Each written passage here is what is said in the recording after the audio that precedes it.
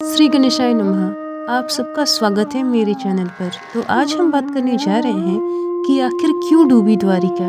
द्वारिका एक ऐसी प्राचीन नगरी है जिसे कभी श्री कृष्ण ने बसाया था। द्वारका नगरी को श्री कृष्ण की कर्म भूमि भी माना जाता है। महाभारत में कथा के अनुसार श्री कृष्ण ने जब कंस का वध किया था तब जरासंध ने श्री कृष्ण और यदुवंशियों का नामो निशान मिटाने की ठान ली। मौका मिलने पर जरासंध मथुरा और यादववंशियों पर बार बार आक्रमण करता रहा। धीरे धीरे उसके अत्याचार बढ़ते रहे। फिर अंत में यादवों की सुरक्षा के लिए श्री कृष्ण ने मथुरा छोड़ने का निर्णय लिया और मथुरा को छोड़ने के बाद श्री कृष्ण ने एक ऐसे नगर की स्थापना की जो विशाल और सुसंगत था। इस नगर का नाम था द्वारका नगरी। कहते हैं कि श्री कृष्ण अपने कुल बंधुओं के साथ द्वारका में बड़ी आराम से रहने लगे। समय बीतते गए। 36 साल बाद श्री कृष्ण के समाप्त हो जाने के बाद द्वारका नगरी समुद्र में समा गई। पौराणिक कथाओं में द्वारका को समुद्र में लीन होने से संबंधित दो कथाएं मिलती हैं। पहला माता गांधारी द्वारा श्री कृष्ण को दिया गया श्राप और दूसरा ऋषियों द्वारा श्री कृष्ण के पुत्र शांब को दिया गया श्राप। कथा के अनुसार महाभारत में पांडवों के जीत प्राप्त करने के पश्चात जब युधिष्ठिर का हस्तिनापुर के राजमहल में राज तिलक हो रहा था तब गांधारी ने अपने 100 पुत्रों के वध और महाभारत युद्ध के लिए श्री कृष्ण को दोषी ठहराते हुए श्राप दिया कि जिस प्रकार कौरवों के वंशों का नाश हुआ है उसी प्रकार यदुवंशियों का भी नाश हो जाएगा। तो दूसरी कथा के अनुसार एक दिन महर्षि विश्वामित्र कणों और देवर्षि नारद के साथ द्वारका आए। तब शांब ने उनके साथ परिहास करने का सोचा।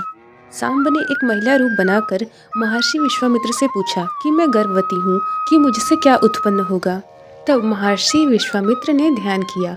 ध्यान करने के पश्चात उन्हें समझ में आया कि महिला रूप में शांब है। इस बात से महर्षि विश्वामित्र इतने क्रोधित हुए कि उन्होंने शांब को श्राप दिया कि वह एक मूसल को जन्म देगा। उस मूसल के कारण तुम्हारे समस्त कुल का संहार हो जाएगा। उस मूसल के प्रभाव से सिर्फ श्री कृष्ण व बलराम ही बच पाएंगे। इधर जब श्री कृष्ण ने यह बात सुनी तब उन्होंने कहा ऐसा अवश्य होगा। समय व्यतीत होने पर महर्षि विश्वामित्र के श्राप के कारण शांब ने एक मूसल को जन्म दिया। इस बात का पता जब राजा उग्रसेन को चला तो उन्होंने मूसल को चुराकर उसे समुद्र में फेंक दिया। इसके बाद द्वारका में भयंकर अपशगुन होने लगे। चारों तरफ चूहों की कगार बढ़ने लगी। इंसानों से ज्यादा तो वहाँ पर चूहे वास करने लगे। उस समय यदुवंशियों को पाप करते शर्म नहीं आती थी। इधर इन सब हालातों को देखकर श्री कृष्ण को समझ आ गया कि कौरवों की माता गांधारी का श्राप अब सत्य होने का समय आ गया है। श्री कृष्ण ने देखा कि अब बिल्कुल वैसा ही योग बन रहा है जैसा कि महाभारत के युद्ध के समय बना था। फिर श्री कृष्ण ने यदुवंशियों को तीर्थ करने की आज्ञा दी। श्री कृष्ण की आज्ञा से सभी अंधकवंशी और यदुवंशी समुद्र किनारे आकर प्रभास तीर्थ आकर निवास करने लगे। प्रभास तीर्थ के दौरान एक दिन सात्यकी ने आवेश में आकर कृतवर्मा का उपहास उड़ाया और उनका अनादर कर दिया। कृतवर्मा ने भी कुछ ऐसे शब्द कहे जिससे सात्यकी को क्रोध आया और उसने कृतवर्मा का वध कर दिया। यह सब देख अंधकवंशियों ने सात्यकी को घेर लिया और उस पर हमला कर दिया। सात्यकी को अकेला देख श्री कृष्ण के पुत्र प्रद्युम्न उसे बचाने दौड़े। सात्यकी और प्रद्युम्न दोनों ही अंधकवंशियों से अकेले भिड़ गए, किंतु अंधकवंशियों की संख्या ज्यादा होने की वजह से सात्यकी और प्रद्युम्न पराजित हो गए, जिस वजह से उनकी मृत्यु हो गई। अपने पुत्र और सात्यकी की मौत से क्रोधित होकर श्री कृष्ण ने अपने हाथों से एक मुट्ठी ईर की घास उखाड़ ली। हाथ में आते ही वह घास लोहे जैसे वज्र के समान भयंकर मूसल में बदल गई। जो भी उस घास को उखाड़ता वह घास वज्र के समान मूसल में बदल जाती थी। उन मूसलों की एक ही प्रहार से प्राण निकल जाते थे। उस समय काल के प्रभाव से सभी वीर एक दूसरे का मूसल से वध करने लगे। यदुवंशी भी आपस में लड़ते हुए मरने लगे। श्री कृष्ण के देखते ही देखते शांब, चारुण, देशन और गद की मृत्यु हो गई। अंत में श्री कृष्ण ने अपने सारथी तारुक से कहा कि तुम हस्तिनापुर जाओ और वहां पर जाकर अर्जुन को यहाँ की सारी घटना बता दो और अर्जुन को द्वारका ले आओ। तारुक ने आदेश अनुसार अर्जुन को जाकर सारी घटना बताई और अर्जुन को अपने साथ द्वारका ले आए। श्री कृष्ण ने बलराम को युद्ध स्थल पर ही रोका और खुद द्वारका चले आए। फिर श्री कृष्ण ने यह पूरी घटना अपने पिता वासुदेव जी को बता दी, जिसे सुन वासुदेव जी बहुत दुखी हुए। श्री कृष्ण ने अपने पिता से कहा कि आप अर्जुन के आने तक स्त्रियों की रक्षा करें।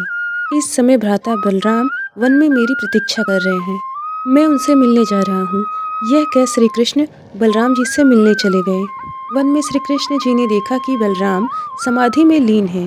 देखते ही देखते बलराम जी शेषनाग जी के रूप में परिवर्तित हो गए और श्री कृष्ण जी से आज्ञा मांगकर बैकुंठ धाम चले गए। उधर बलराम जी द्वारा देह त्यागने पर श्री कृष्ण जी वन में अकेले घूमने लगे। देखते ही देखते श्री कृष्ण जी एक स्थान पर बैठ गए और गांधारी द्वारा दिए गए श्राप के बारे में विचार करने लगे। यह त्यागने की इच्छा से श्री कृष्ण ने अपने इंद्रियों को संयमित किया और महायोग की अवस्था में पृथ्वी पर लेट गए। जिस समय श्री कृष्ण समाधि में लीन थे उसी समय एक जरा नाम का शिकारी हिरण का शिकार करते हुए वहां पर आ गया। उसने श्री कृष्ण के पैर को हिरण समझा और श्री कृष्ण पर तीर चला दी। जब उसने देखा कि ये हिरण नहीं, ये तो श्री कृष्ण है, तो उसे बहुत पछतावा हुआ और उसने श्री कृष्ण से माफी मांगी। श्री कृष्ण ने जरा से कहा कि इसमें तुम्हारी कोई गलती नहीं है, यह नियति है। श्री कृष्ण जरा को क्षमा कर बैकुंठ धाम चले गए। इधर तारुक हस्तिनापुर पहुंच श्री कृष्ण अनुसार यदुवंशियों की घटित सारी घटना पांडवों से बता देता है। यह सब बातें सुनकर पांडवों को बड़ा दुख हुआ। अर्जुन तुरंत ही श्री कृष्ण से मिलने द्वारका निकल गए। अर्जुन जब द्वारका पहुंचे तब उन्होंने श्री कृष्ण की सारी पत्नियों को रोते हुए देखा। यह दृश्य देख अर्जुन खुद भी बहुत रोने लगे। तब वासुदेव जी अर्जुन से मिले। वासुदेव जी ने अर्जुन से कहा, कृष्ण ने कहा था कि द्वारका नगरी शीघ्र ही समुद्र में डूबने वाली है, अतः तुम सभी नगरवासियों को अपने साथ ले जाओ। इसके बाद अर्जुन श्री कृष्ण के सभी परिजनों तथा नगरवासियों को इंद्रप्रस्थ की ओर ले चले गए। देखते ही देखते द्वारका समुद्र में डूब गई। यह सब दृश्य देखकर सबको बड़ा ही आश्चर्य हुआ और 2005 तथा 2007 में भारतीय पुरातत्व सर्वेक्षण के निर्देशन में भारतीय नौसेना के गोताखोरों ने द्वारका नगरी के अवशेषों को ढूंढ निकाला।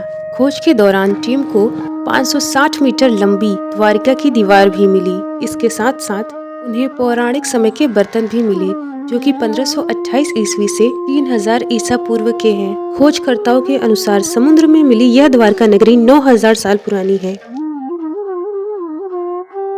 और इसी के साथ यह कथा यहीं पर समाप्त होती है। तो दोस्तों, उम्मीद करते हैं कि आपको यह कथा पसंद आई हो। अगर आपको यह कथा पसंद आई हो तो इस वीडियो को लाइक और अपने प्रिय मित्रों के साथ इस वीडियो को शेयर करना मत भूलना।